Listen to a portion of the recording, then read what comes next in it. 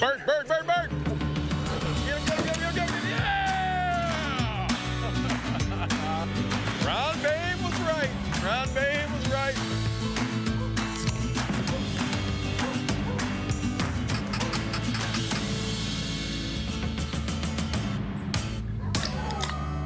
I'm feeling spry.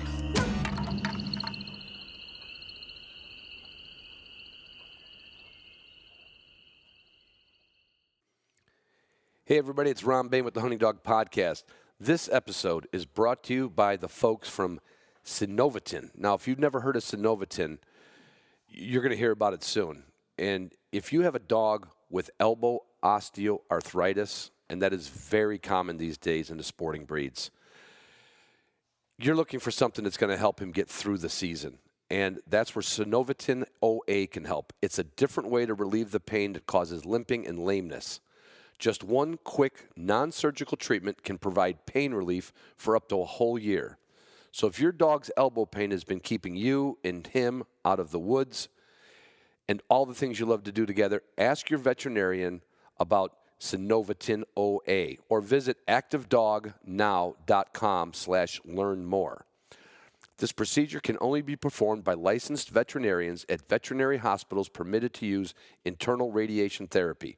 On rare occasions, discomfort in the treated elbow has been seen in dogs that can last up to 72 hours after treatment.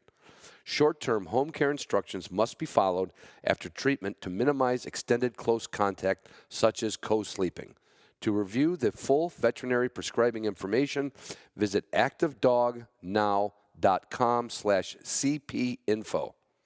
And just so you know, co-sleeping means don't let them sleep in your bed if you get this done. Hey, everybody, it's Ron Bain with the Hunting Dog Podcast. It's the 23rd of May. I started trying to do this intro on the 22nd of May, and I did 41 takes. So I don't know what happened. I don't know. It was not alcohol-induced. It was I couldn't get, as Mr. Gorman used to tell me, you couldn't get into a $2 burlesque show with a fistful of 50s, Ronnie. I just couldn't get through it. So let me just try it. I'm going to zoom through this one. Speaking of Zoom, patrons get Zoom rooms, and that was even screwed up. I had to do that middle of the week last week. I'm leaving for Alaska this Friday night. Won't be back for a week and a half, so you just got to stick with me. But I'll get some content out there. I'm gonna release a little something there for the HPD talk people, and the rest of my patrons. I love you more than life itself. Pike Gear, I love them too. My title sponsor, technical clothing for the upland hunter. I'll be wearing a whole bunch of it. In fact, I'll bring my Tongass pants to the Tongass National Forest.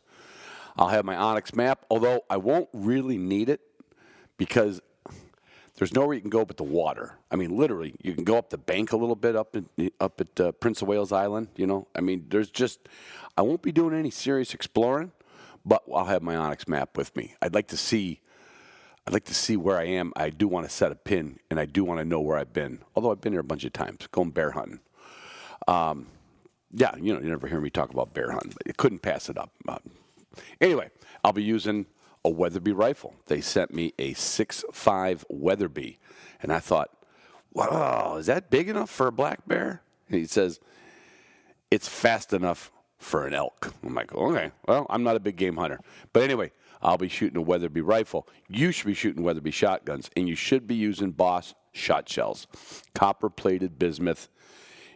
It's the only place on the planet that makes copper-plated bismuth, so this season, just reach into your pouch and know you've got non-tox handy.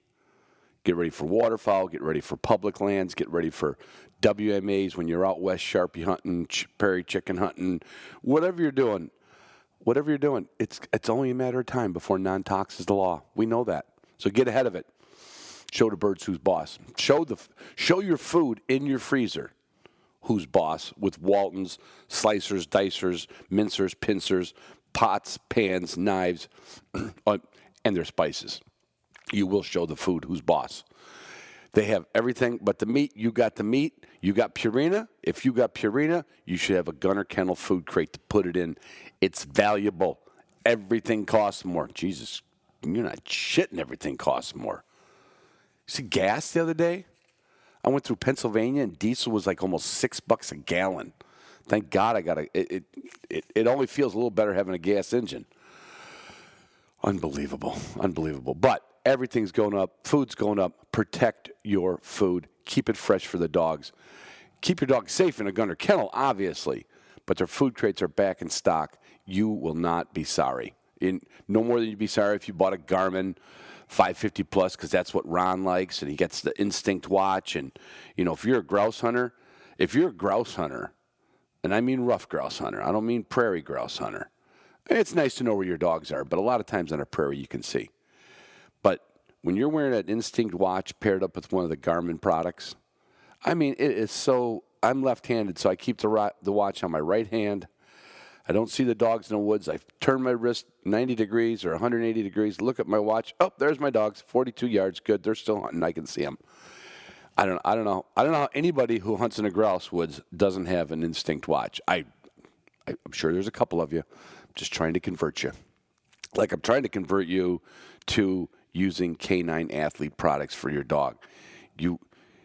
We did that episode with Dr. Sarah Love, talked about conditioning, stretching, all that kind of stuff.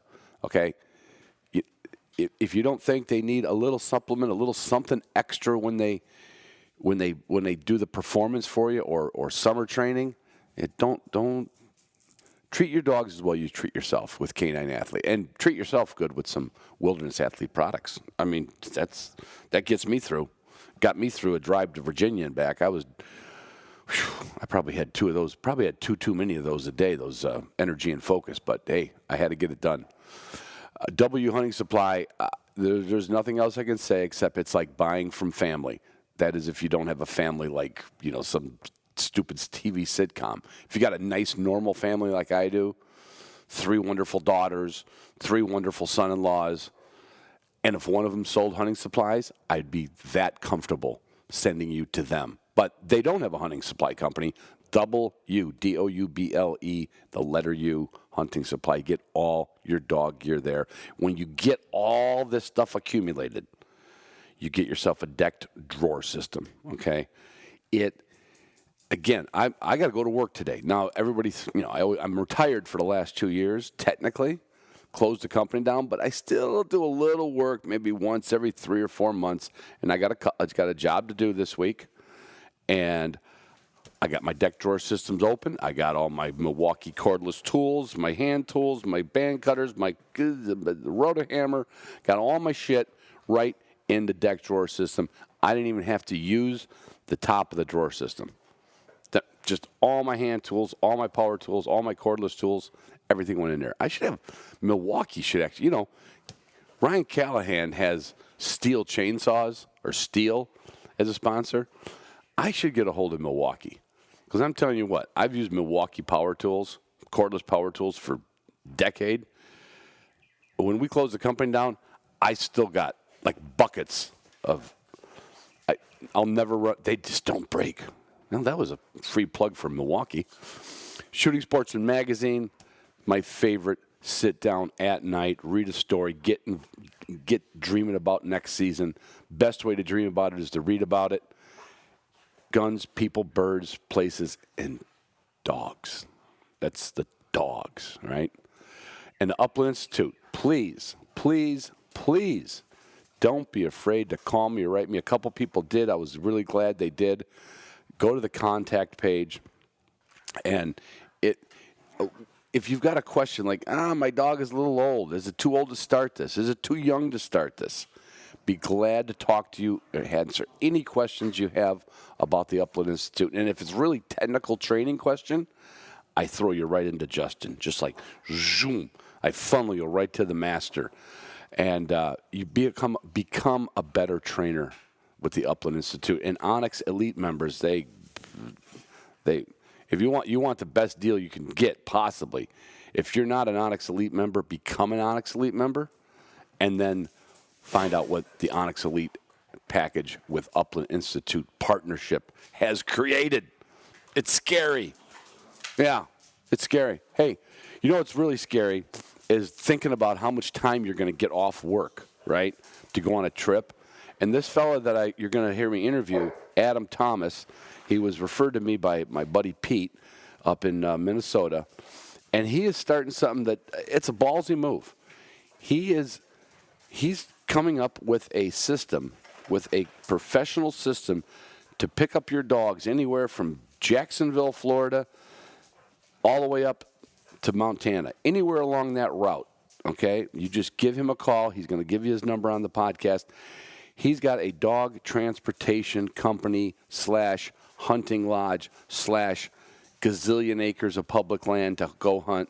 He is not a guide. He's not anything besides a hunter who came into this a little late with a funny backstory and said, I'm never going to stop going to Montana. I might as well buy a place there, and I might as well make more friends there. And even if you're not going to, even if you're like, oh, I was going to drive to Montana. I got to have all my gear. I got to have my truck. I got to have my, my first aid. It's hard to travel without your truck. You get a hold of Adam and see if he doesn't have a full bus going out there or a full sleep schedule, he has got a beautiful place to rent, and you're right in the heart of bird country. Literally. You're there. So anyway, I hope you enjoy this episode. I hope you enjoy the week. I'm leaving for Alaska. I'll try to get another one scheduled and get it released, but don't hold me to it. I'm telling you, May was mayhem. In June, I don't know what acronym I could put. No, it's not an acronym, is it? Whatever that is. One of words like a word, like May and mayhem. Whatever that is, there's got to be one for June because I got a feeling that June is going to be a jerk-off. Yeah, that's probably doesn't sound like June, but it sounds like the way my month could be. I love you guys. I love you girls, and I always, always, always love you more. Oh, there we go. The technological genius of the Hunting Dog Podcast. I need a real producer. I need a full-time assistant. Anyway, hey, everybody, it's Ron Bain with the Hunting Dog Podcast. I'm on the phone with Adam Thomas and our mutual friend, Pete. I'm going to screw his last name up. It looks like Aprilkowski, but I think it's Appelkowski, isn't it? I say it Appelkowski. Yeah. Appelkowski. Anyway, Pete's a fellow judge friend of mine from Minnesota, and he ran into Adam down while he was judging a test down in Georgia, and he sent me a link to what's called, well, let me back this up a little bit, Sharptail Ridge. And I thought, it seems like a real common name. I thought that was my buddy's place's name, And anyway, welcome to the show, Adam. Give everybody a little synopsis, and we'll break it down. And I got a lot of questions to ask you about how you came up with this idea and what it's about, because we haven't even teed that up yet, what you're doing for people. Sure, thank you. So, yeah, I'll just give the high level because the how it evolved is the interesting part. But right. Essentially what we're doing, is sometime around August 1st, an empty trailer will leave Orlando, Florida, run up through Atlanta, Nashville, and then all the way out to Montana, hopefully picking up people's dogs. And so once the dogs make it to my place in Montana, and of course I'm speaking to you from Alabama today, but once the dogs get to Montana, we will condition them, put them out on public land, on wild birds for a month. And then you fly out, hunt with your dog for, 3, 4, 5, 6 days and fly home. And then the trailer makes the return trip back down south, dropping off dogs along the way.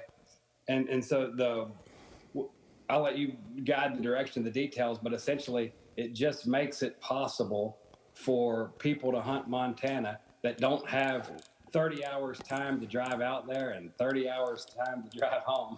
And I'd like to be one of those people, frankly. Well, yeah, and you have a place in Lewis. You're all set up now for this. This is a brand new venture, right?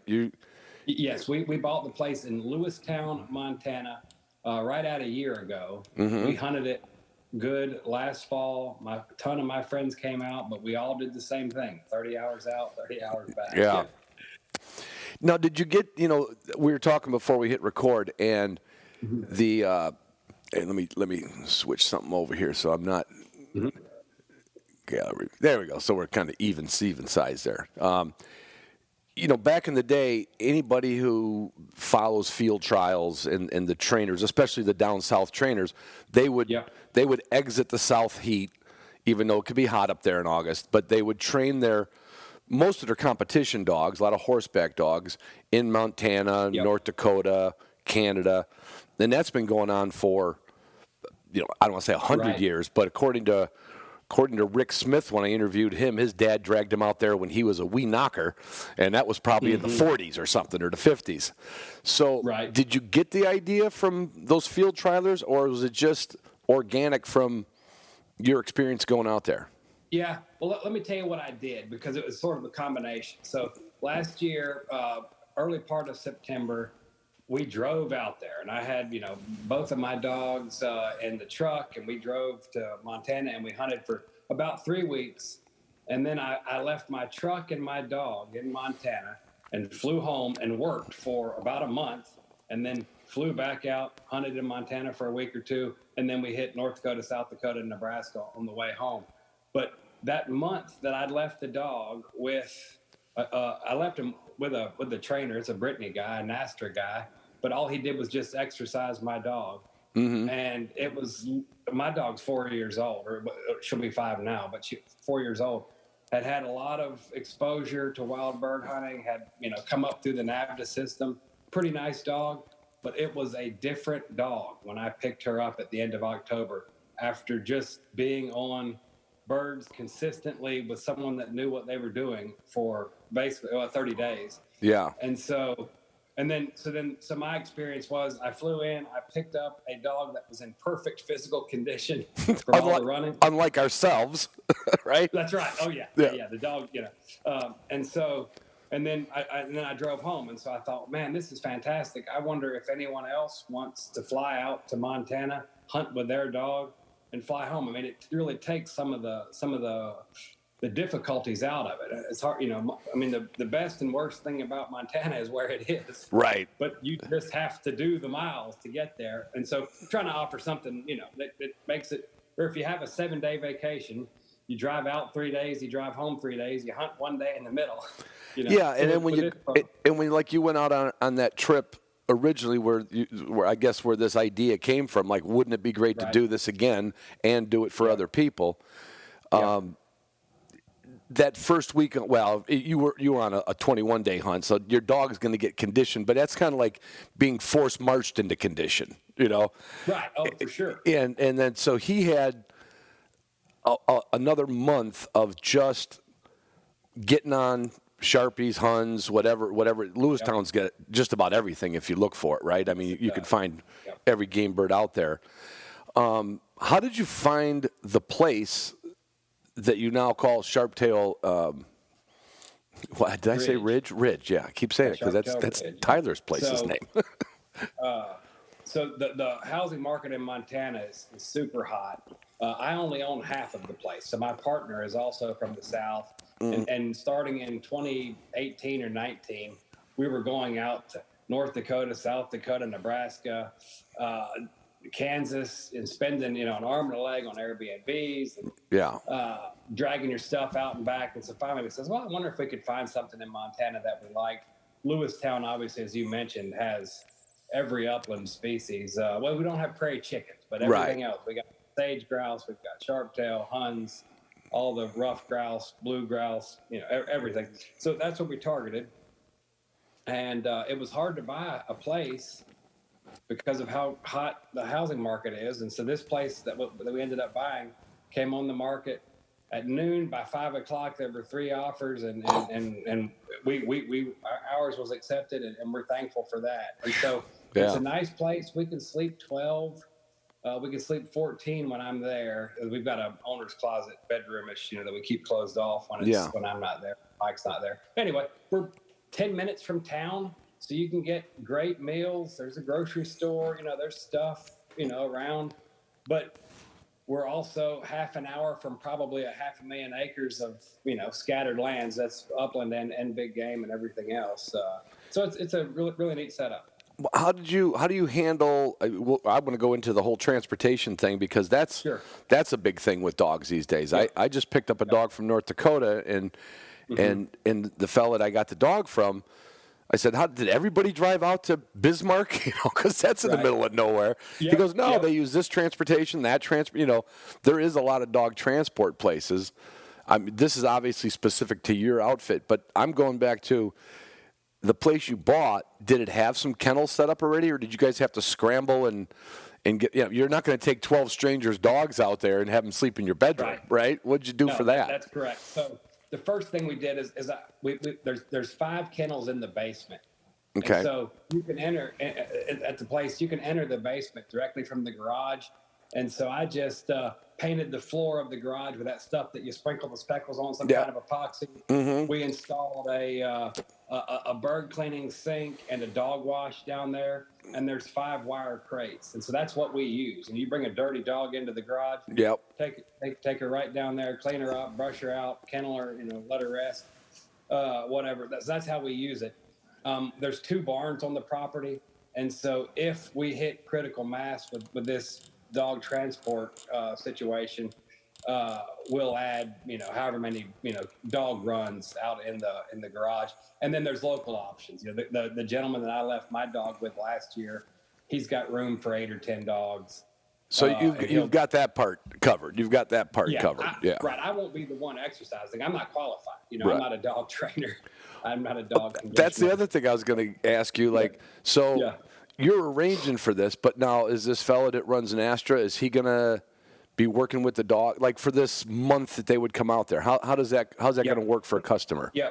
So it won't be him most likely, but we've got 2 options. I really need to get feedback from potential clients, because there's 2 options. There's a gentleman that I would just call a dog man, right? And he is qualified to exercise dogs, condition dogs. Make sure your dog is out in the field every day, just getting exercise, and that's one price point. And then there is a second guy who is what I would call a highly qualified trainer, and he will work with your dog on specific, skills that, right.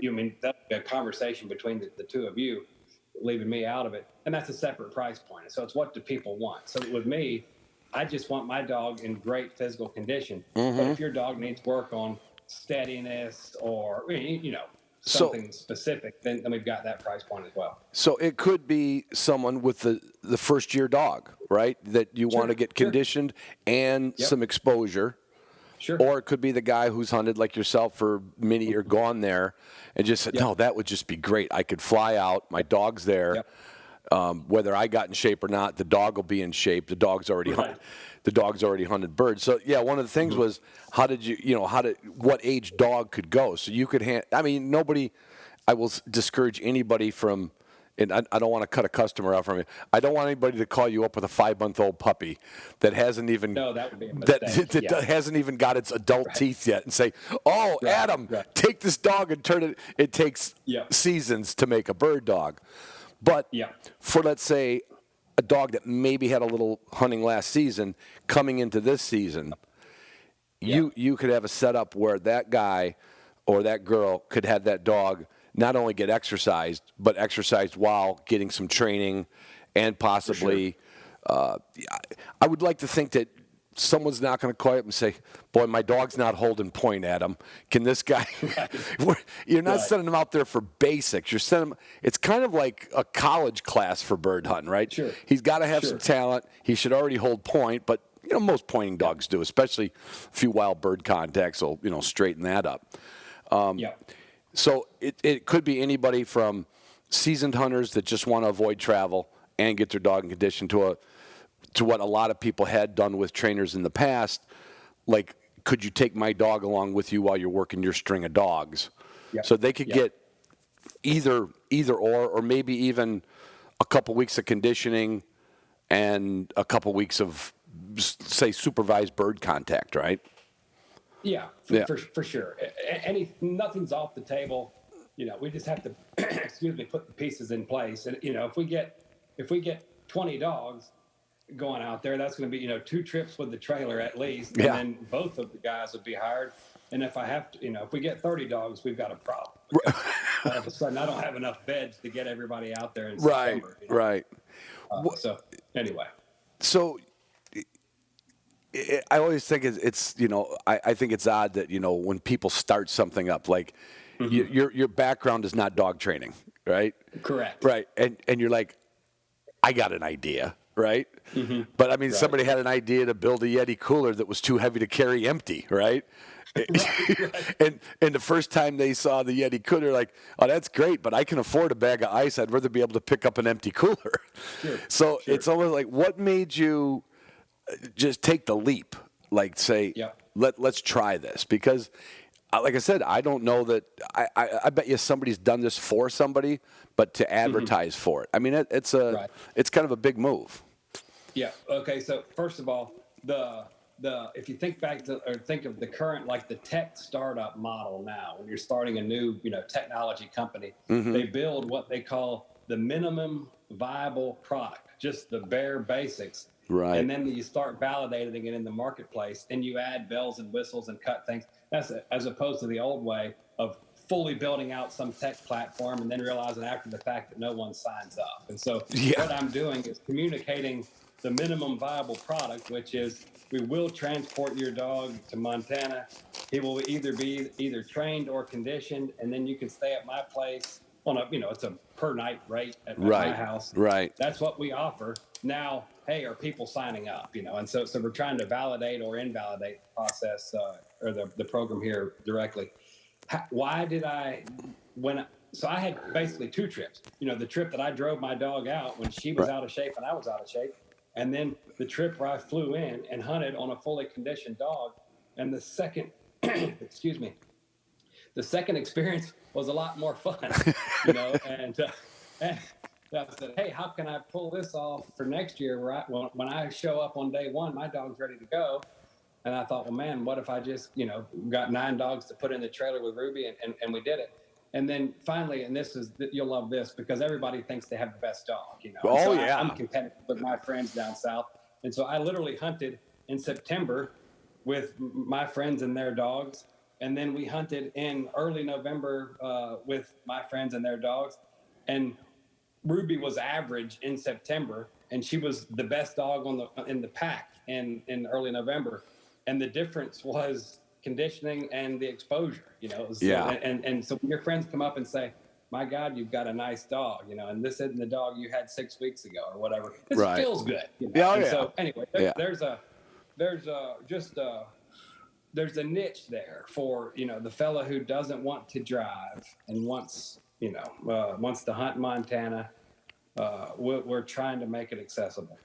Well, and not only that, they could certainly do what you did on your first trip. They could go hunt that Montana where the dog has been for a month, get acclimated there, and then hunt their way back if they wanted to, right? Doesn't necessarily mean – because the idea of driving to Montana sucks, and an idea of driving back home. But flying there and driving back home with your dog and hunting a little bit, I mean, that would be an option too, like you did. Hit those other states on your way back. Yeah. I would recommend it. Yeah. It's fantastic. And I was going to say something about the drive, and obviously this is going to sound canned, but the advent of podcasts has really helped with those long drives. Well, from me and all the other podcasters, we appreciate it. It's made a life in a change in my driving life. Funny thing is now I'm listening to a whole myriad of different podcasts because I kind of know all the podcasters in my genre. And unless they find some guest that I've never heard of before, I'm listening to murder mystery podcasts. But to your point, it does make driving a lot easier. Yeah. For sure. Yeah. Give me a little history on Ruby and your background. Yeah, Ruby. So what's interesting is I'm 45 right now, Ron. Years old. When I was 37, 38, I was not a hunter. I mean, I live in the South, and so I might get invited to a dove hunt, once or twice a year. But we don't have upland birds. We used to have quail. They're around now, people claim, but, help me find them. Right. I don't see anybody driving to Alabama to go hunt quail. Yeah, right, exactly. Yeah. Yes. And there's also not a real culture of public land down here. It's mostly private, and you'll have people with a turkey lease or a deer lease, and maybe there's a half a covey of quail, somewhere. Anyway, so we did what makes every hunter cringe. We bought a Brock Francais because we liked the way she looked. Okay. So my son was say 13, and we got this Brock, and it's like, oh, it's a little bitty German short hair pointer. How much fun. And so when a bird, so we were raising the dog as a pet. We live on property, so she's running around, she's exercising, having a beautiful. But when a bird flies over, the dog would just start quivering like a tuning fork, and then she would chase that bird from here to the horizon, and we'd think, oh, look at Scout go. Oh, isn't this wonderful? But it got to the point where it was sort of ridiculous. Like, this dog was genetically programmed to hunt birds, and we've got her, running around in the backyard trying to chase a Frisbee, and that ain't what she's about. Yeah. And so we joined the NAVDA chapter when she was almost 2 years old, took her up there a couple times, and I realized quickly that she needed to be trained by a hunter or someone with a hunting background, a dog trainer, and I couldn't get my wife to go for it. So, this dog sleeps on on a bed, and I'm not putting her in a concrete, So, you've heard that story before. Yeah. So by then I had the bug, I was as birdie as the dog was. And so I said, well, my wife's name is Christina. Christina, if you won't let me send Scout off and get her trained, I'm going to get a puppy, and the puppy and I are going to learn how to upland hunt together. And in the meantime, I'd seen a wire-haired pointing griffon at that NAVDA chapter that I just thought was the best thing ever. And so we got on a list. I got one out of Wisconsin, pretty nice dog. Mm-hmm. And she's 5 now, and she and I have learned this game together. She's way ahead of me. There's only so much you can learn. But Ruby and I have hunted in Wisconsin, Kansas, North Dakota, South Dakota, Montana, maybe just some odds and ends in Iowa, and we hit a covey of quail in Arkansas one time, just stopping to air her out. So anyway, it's been just one of the most enjoyable times of my life, and I spent my 20s and 30s south, the Caribbean, Central America, South America. Never really thought about hunting, but boy, this chapter of my life is just very satisfying. And so the Brock Francais was just picked out because it was like, let's get a dog. It was not let's get a hunting dog. It was let's get a dog. Yeah, that's a path that not everybody takes, but some people have taken. But it worked out for Scout because she thinks. She spends as much time in Montana as anybody. 2 or 3 months a year probably this year. And I saw her I was in Montana in April.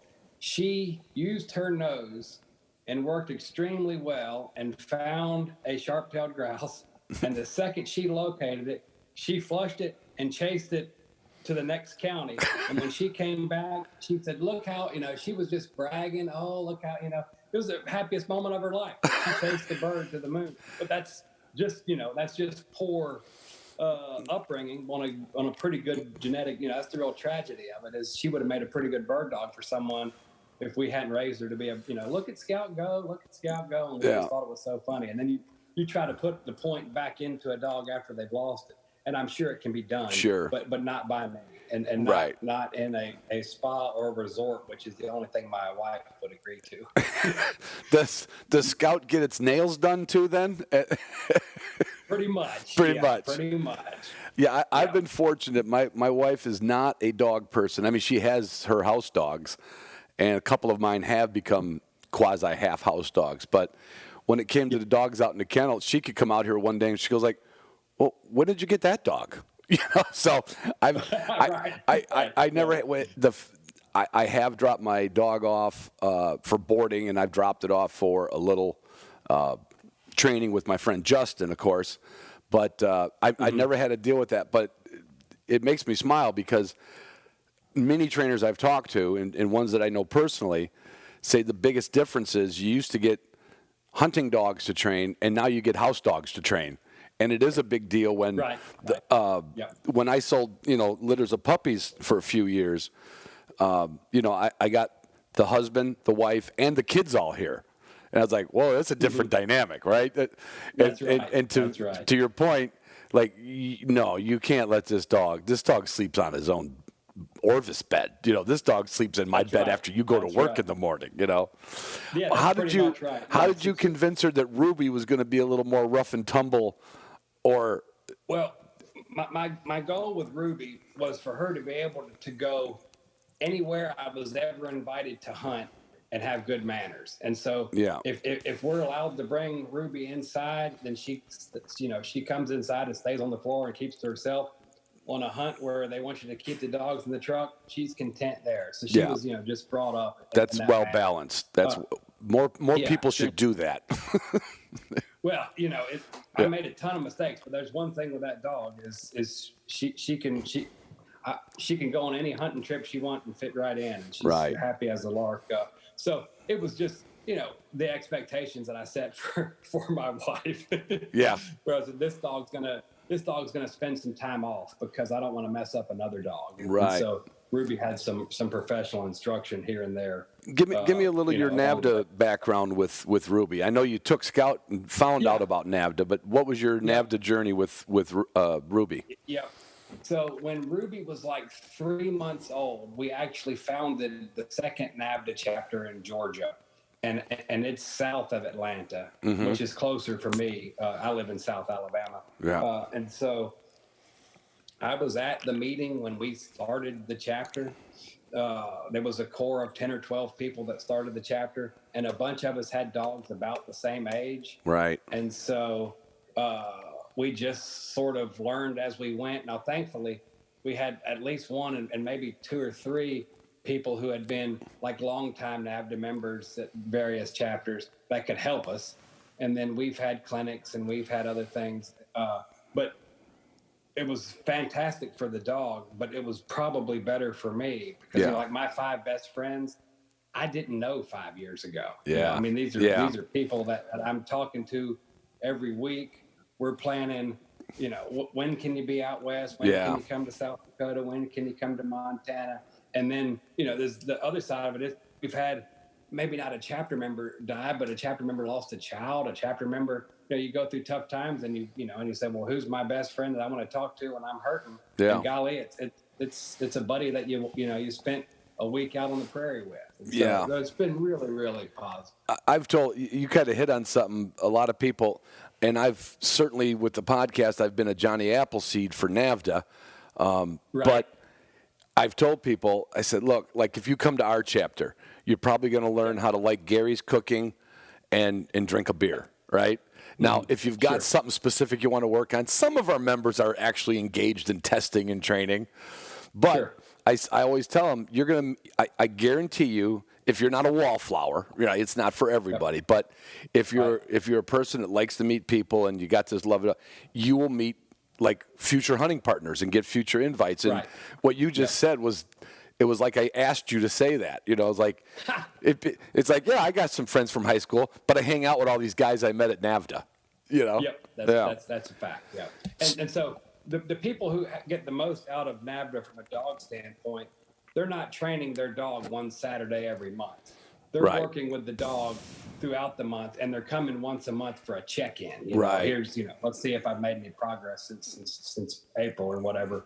But I've heard that there's some chapters that have problems with clicks, and maybe it's even true of mine, but that has just not been my experience anywhere in the hunting dog world. I mean, if I say, well, I've got this new project, I'd like to get a hold of Ron Bain. I called Pete. Pete hooked me up with you, and you're there. I read a book called, what's that book called? Hunting with Mo or Training with Mo. Yeah. And if you show up at Mo's house in South Carolina on a Saturday morning, he will train your dog. I mean, Mo Lindley out of the deaf trainer from South Carolina. Just a neat guy. But anyway, there's almost no one in the hunting dog world that you can't meet if you want to and you're nice. Just reach out to them. Yeah. Well, I'm going to go back to your the fella. I don't know if you mentioned his name or didn't want to. I can't remember because my memory sucks. The fella you meant that you were able to leave Ruby with when you went home. Did you know him ahead of time, or did you just meet him? It's kind of a neat story. We thought we had a contract on his house. He was selling his home. And Ron, this place was just fantastic. It bordered 8,000 acres of upland ground. Wow. It bordered the Pheasants Forever property. That's an additional maybe 1,000 acres. He had a 10 dog kennel there and 550 acres.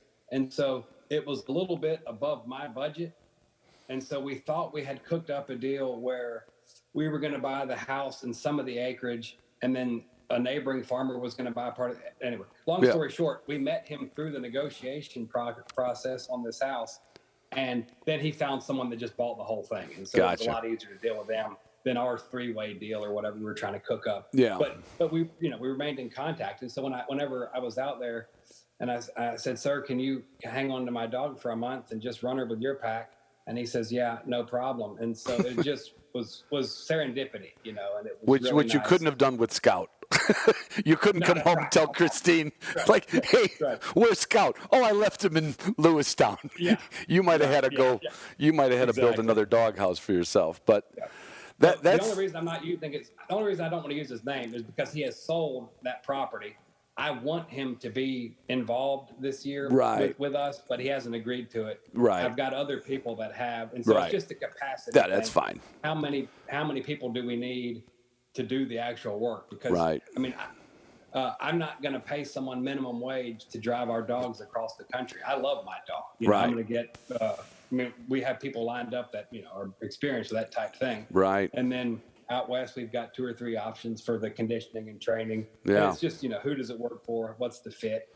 Is there a demand? And I've got to put all that together in July. So I would encourage your listeners to call me as soon as possible so I can get started.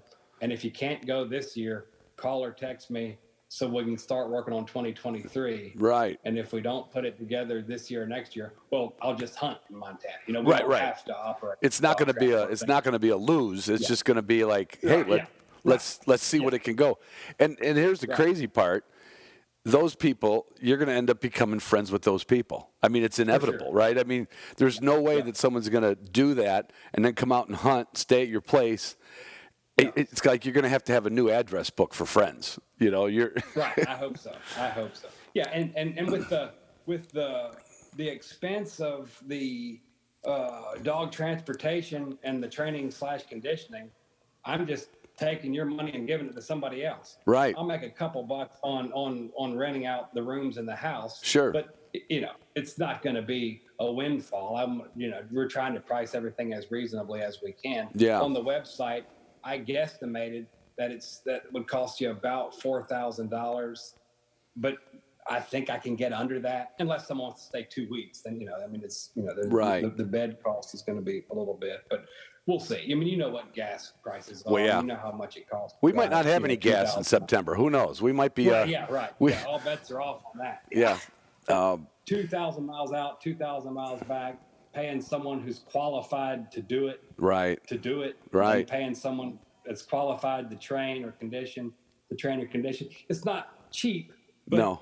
You don't want it to be cheap. If someone told you could do it for $1,000, you know who'd be training your kid.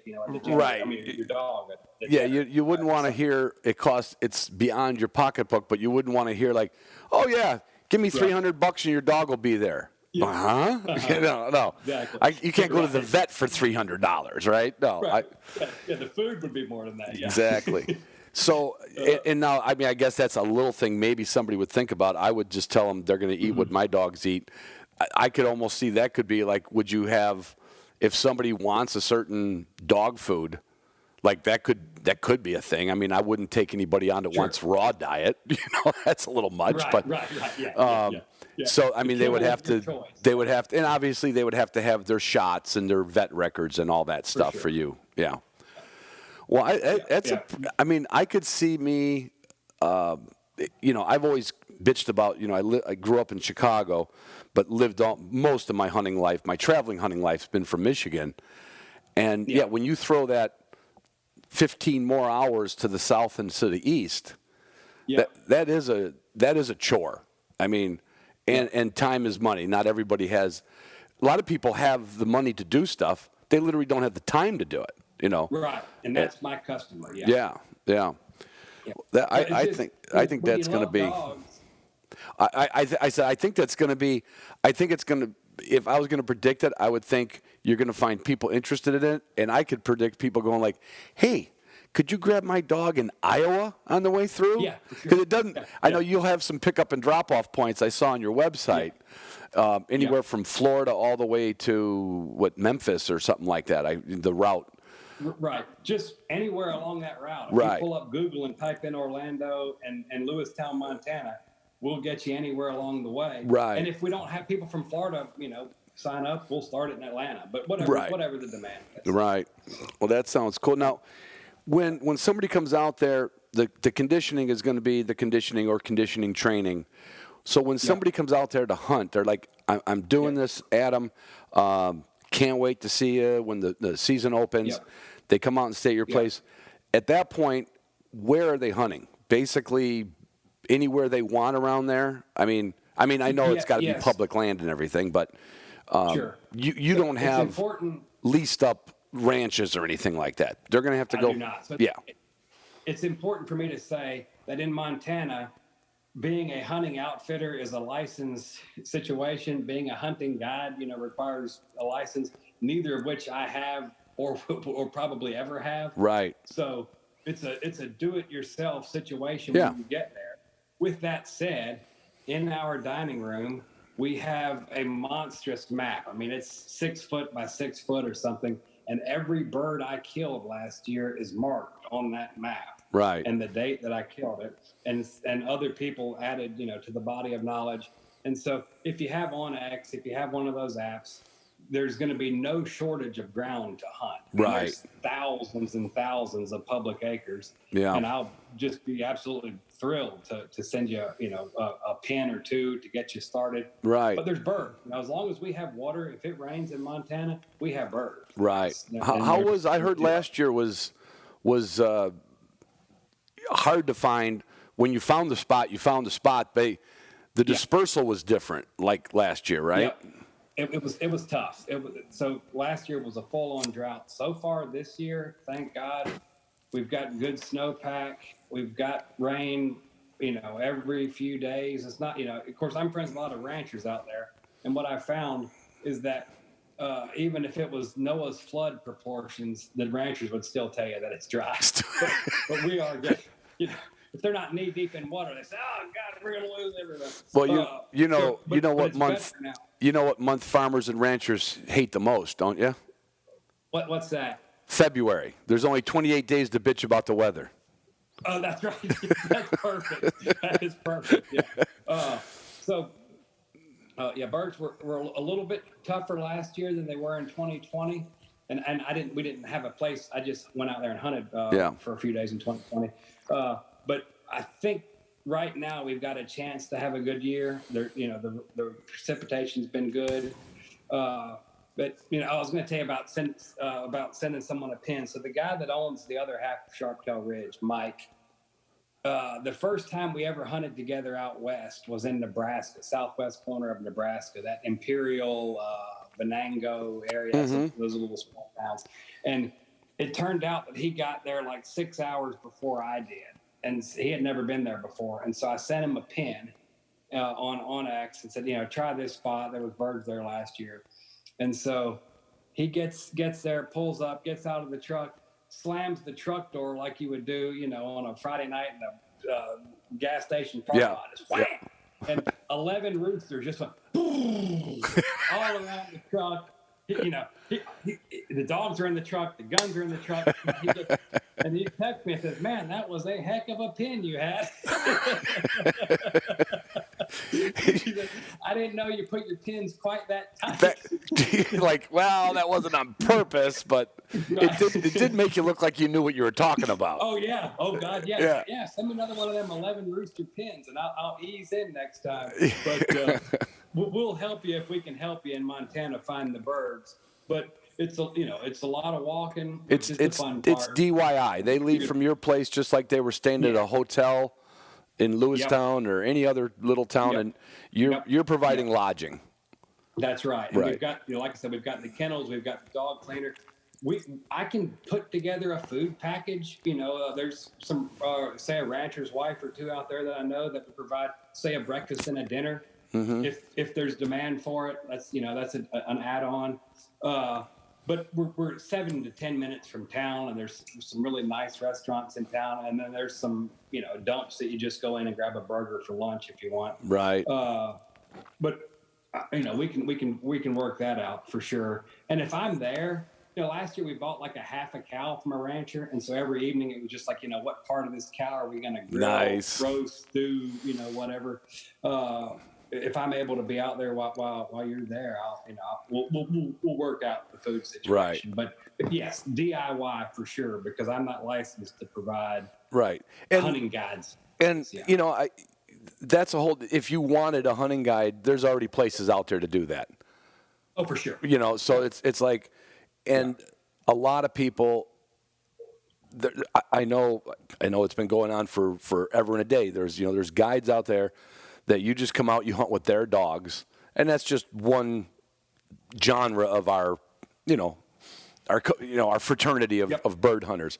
But the people that come out for the DIY part, which are, I would say, 90% of the bird hunters out there in anywhere, it's like knowing that you have a place to go, a place for the dog, and not guessing. Like, I've traveled all over the country with my dogs, even with work, and one of the worst things is like finding that place, finding that home base. When you find that home base, like you're not like you found it. You're like, yeah, I'm going to hunt other states, but you are never not going to hunt there, because for sure. You get to know the area, and then being again that you're not guiding anybody, you can just say, hey, I would take this forest trail road if you want to look for blue grouse. That's that would be.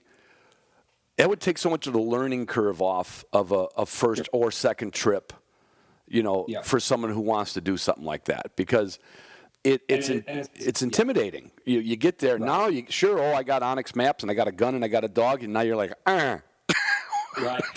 I don't know where to go. Now what? Yeah. And then the conversations you have at night. You sit around a campfire, sit around a kitchen table. Those kind of conversations. That's also takes the learning curve off of things. Right. I mean, that's all we ever do when we get together after a hunt is talk about the hunt, the next hunt, the last hunt, the best retrieve, and the worst shot, right? Right, so, yes. That sounds right. We've hunted together. Yeah. We haven't met before, but we've hunted together. Yeah. Right. And the other part of it is the learning curve for the dog.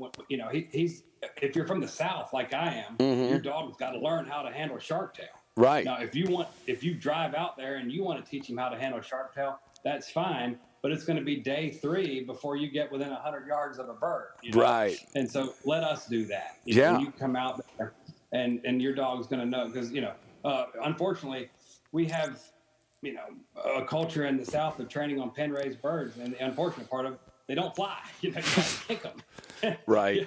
Well, you won't get within boots distance on a sharptail, I can tell you. No. I mean, you could get lucky. The luckiest day I ever was in Montana with my buddy Matt Ranella, and we were hunting pheasants at a reservoir, and we pull up with my van, and we're sitting there, and he said, this is usually a pretty good area. He's not a big bird hunter. He's got a corgi, but he's got friends that bird hunt, and we hunted this whole area. And we got a couple pheasants, and we did nice. And I was about an hour and a half walk, and we're sitting back in the truck, and we're deciding where to go next. And here comes this covey of sharptails that was just like relocating. Right now, whether they were flushed by a hunter or a coyote or like sharptails do, hey, it's time to get up and go feed. Right? Yep. We're sitting in my van, looking in. With a van, you get this. And it was a big Quigley Ford van. We had this big sky. I'm literally looking at Montana out my windshield, and I said, Matt, what's that? Look what's coming. And we're like, man, what is it? It was a flock of sharptails, and it landed behind my van. I'm like, if you don't get that lucky, you need to get boots on the ground and get the dog some experience, because you can't count on that happening twice in a lifetime, like that 11 rooster flush, right? Oh man, that only happens in Vegas in hunting magazines, but that was the easiest sharptail hunt I ever was on. We left the dogs in the truck, we opened the doors quietly, And by the time the Sharpie started getting up in Sharpie fashion, we each got a bird out of the deal. So Yeah, that's great. That's great. That's been your experience, though. I call it almost like popcorn. Yep. Where the sharptails get up one or two at the time. Yep. Yeah. And Sometimes. it can vary from all of them in one or two, or three Sure. of them in one, on occasion. But I guess they're probably like kids in a. I always think of them. I always put analogies to kids in school and birds and dogs being like, everything's a human analogy. With any group of kids, let's say there was a whole group of kids sneaking around somewhere. One of them's going to get caught. One of them runs slower. One of them's not paying attention, and that one sharptail says, "Hey, where'd everybody go?" Right. Yeah. So never not reload your gun. Right. And and I've seen that with some other birds, just because there's another, like hunting rough grouse, like especially. I want to kind of go to that a little bit too, because I know Lewistown just a little bit. I went through it, and I could kind of pick it out on the map. I could probably close my eyes and get me close with my finger. But you mentioned blue grouse and rough grouse. So I'm not picturing where the mountains or the drainages are. Is that within driving distance, or from where your place is? I've seen both of those. We harvested a rough grouse. I say we because I'm not the one that shot it. Right. And then we missed the blue, the only blue that we saw. I don't spend a lot of time up there because I like the prairie hunting so much better. But 20 to 30 minutes from the house, there are the Judith Mountains, which have all of the forest species, I guess. And then 20 or 30 minutes the other way is what they call the Snowy Mountains, and they again have. Oh, nice. It's like you mentioned, it's like a Forest Service road. You just get up there and start working a trail. Yeah. And they're up there, and it's a fun way to do it. Especially if it gets hot down. You're there in September. That's a real nice option. It's going to be that's very wise. It's going to be a lot more tolerable for a dog to get up there in a little cooler little elevation like that and get that exercise. And hey, everybody. I've never chased the what do they call it, the upland slam. I've been fortunate enough to probably shoot everything out there, except I don't count Himalayan snowcock. I know people love it and they write stories about it. I've yet to see one pointed and shot by a gun. But I mean, you've got. If people want to do that multi-species, I don't know. There's probably a couple spots in the country, but that's one of them within a reasonable driving distance. Yeah. Yep. And then the same guy that I gave the pin to with the 11 rooster flush, his first hunt in Montana last year, he got his sage grouse. And he's been on the ground, 45 minutes. I've been out there for 3 weeks, and I never got mine. But so we have, it's sage are thin. Yeah. Like as you know. But they're there, and boy, they're big. They're big. Yeah. So, well, and like I said, if somebody wants to chase it, the availability's there. That would be. That's right. A real doable thing to do, and to the sales side of it, the 3 day drive out and the 3 day drive back, you now got if you could book that time, you now have 4 more days of boots on the ground hunting. Because your flight days, you're not going to save anything on a flight day. But you will literally gain 4 days of your trip for hunting on that. Right, absolutely. I mean, I think I want to be one of the people that does that. Yeah, right, forever. So, I'm jealous. I'm getting so old now, I'm looking for flat ground. And I'm like, boy, I wish I'd have found this place 20 years ago. Because, again, it's hard. Now, again, Montana, Wyoming, some parts of North Dakota, plenty of public land. I mean, plenty of public land to go. But, when I started hunting South Dakota, it was knock on the door. That's almost gone in most, unless you could get way out somewhere. And probably you'd find a farmer who has no pheasants. He would say, go ahead. Go ahead. Have some fun, right? So going somewhere, if people haven't done it, just having the room to roam. I told somebody one time, we literally went to, I can't remember where it was. I've gone to a lot of, obviously I've judged a lot at hunting preserves and in private property, but I took a bunch of friends of mine that became friends of mine. They came from overseas. We took them to a hunt club, basically, a pheasant preserve in Virginia. And I was telling somebody about it, and they're like, I can't believe as much as you hunt, like you're going to go pay somebody. I said, no, it's not about that. I said, it's what I like to do. It's off season. It's something, it's there. I said, if you were a golfer, and I don't golf, but there's a lot of golfers. Could you imagine what it would cost you to go up to the manager at a golf course and say, hey, I'd like to golf here by myself today? Right? Right. You are, I don't care. It's just another form of a cattle line. Like you go to this hole, up, playing through, coming through, wait for this guy. Yep. What people would spend under it's the experience of the kind of having it to yourself experience, Yep. And Yep. with that kind of room to roam, I mean, Yep.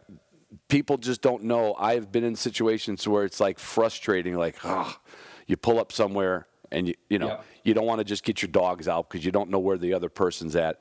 When you get out west out there,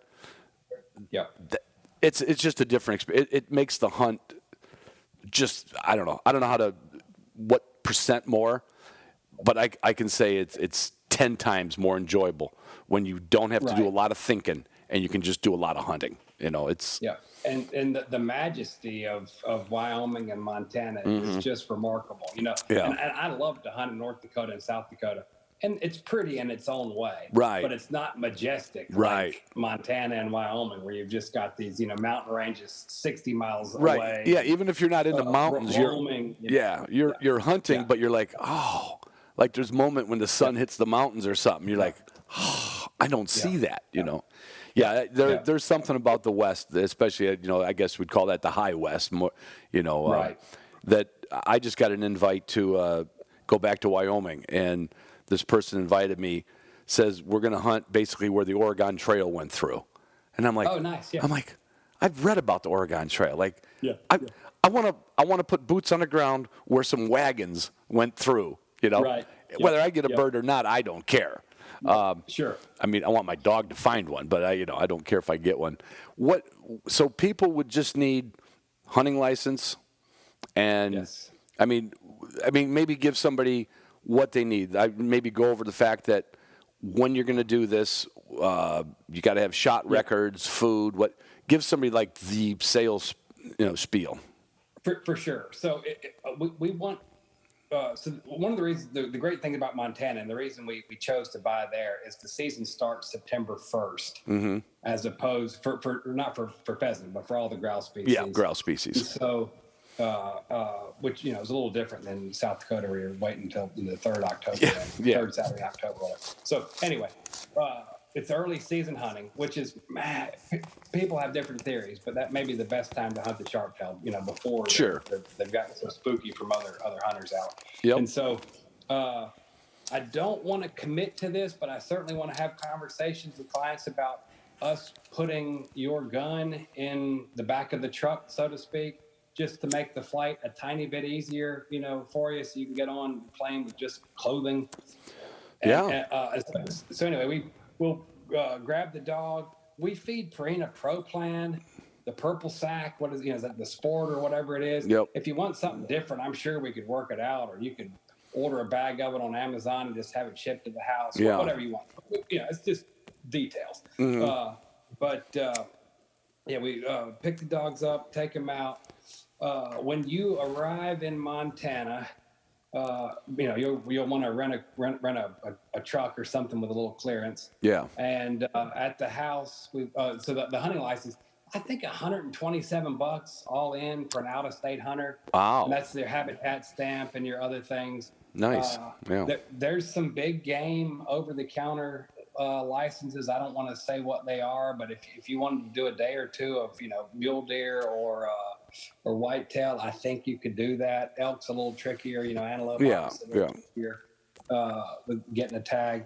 But anyway, come out, and for $127, I think it is, or $121, you'll be a legal public ground hunter, and there's a ton of public ground around. And if I'm there, I'd love to go with you or point you in a direction, not as a guide. Right. No, it's important to say though, because that's a whole different deal.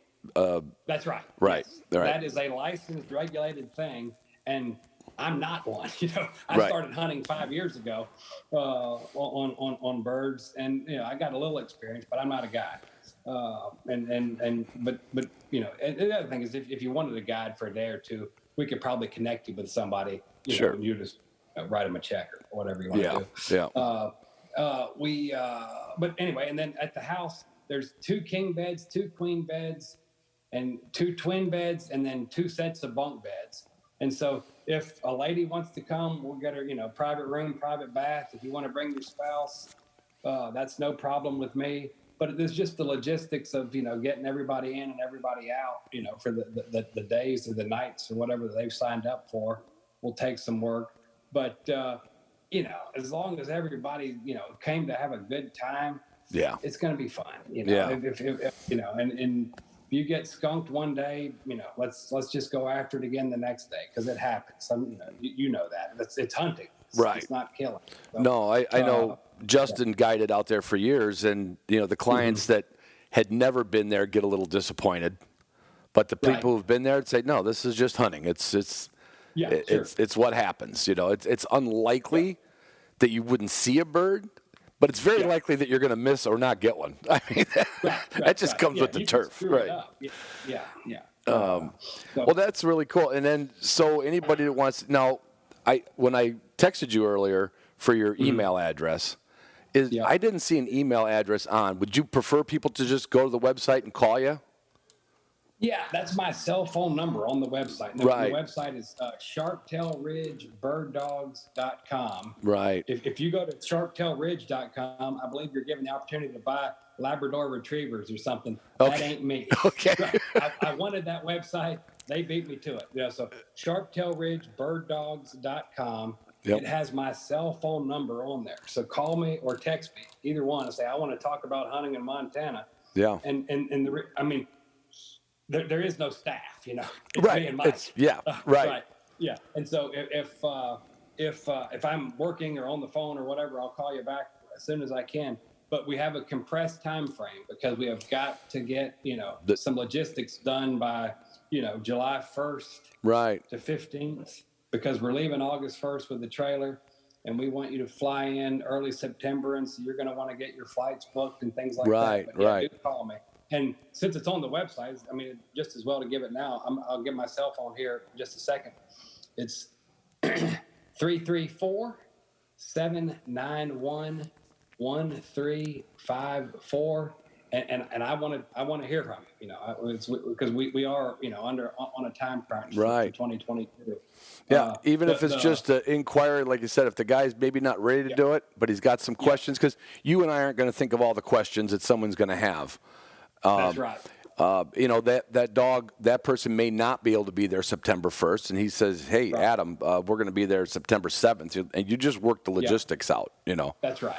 But and the other part of it is, if I don't hear from anyone, then there will be no 2023. I enjoy meeting you. I enjoy spending time on but I just talk to you about hunting. We won't do it next year if we just get no interest. We'll say, well, the idea was invalidated. Well, Adam was way out on his own with this one. I would say you'd have to give it a couple years. I'd say you'd have to give it a couple years, because you may get one or two, and then that word of mouth travels.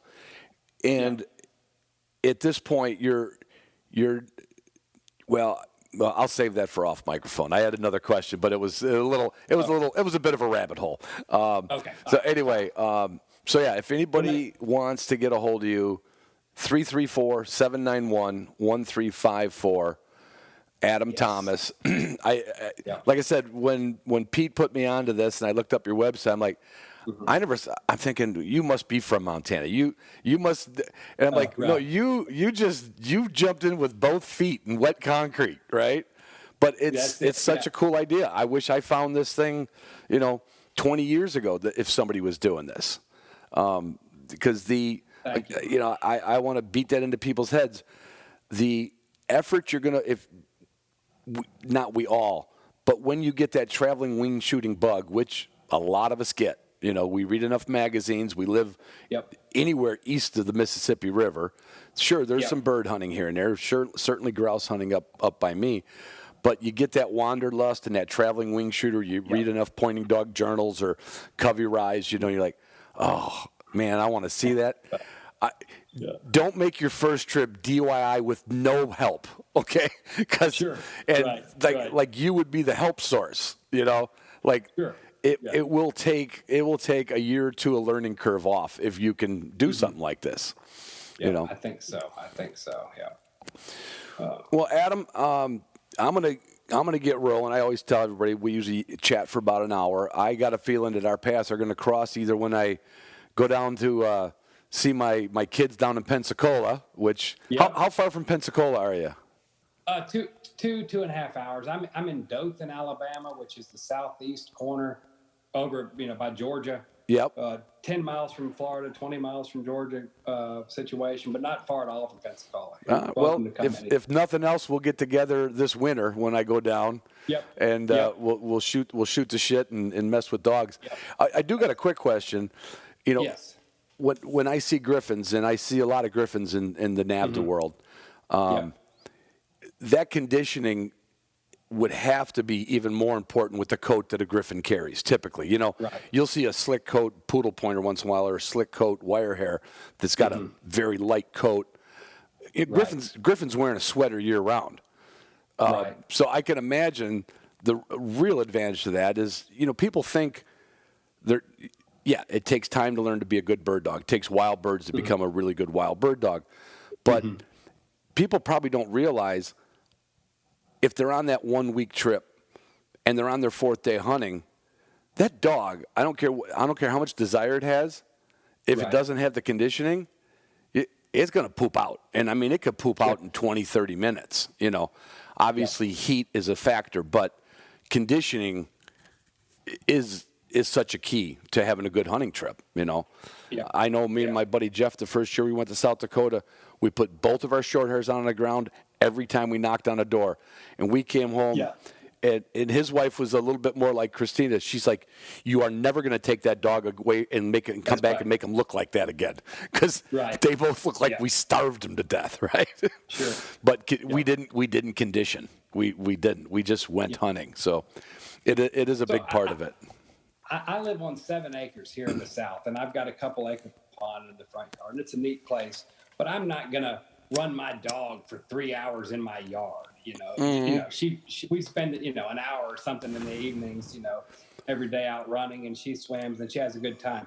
But that does not translate to hunting a 1,000-acre prairie. So there's that saying, you can't hunt your way into shape. Right. Well, I've tried it, but it just sure helps if you give the dog a head start. No, it does. It really does. Well, Adam, hey, this has been really interesting. I'm really looking forward to seeing how this goes.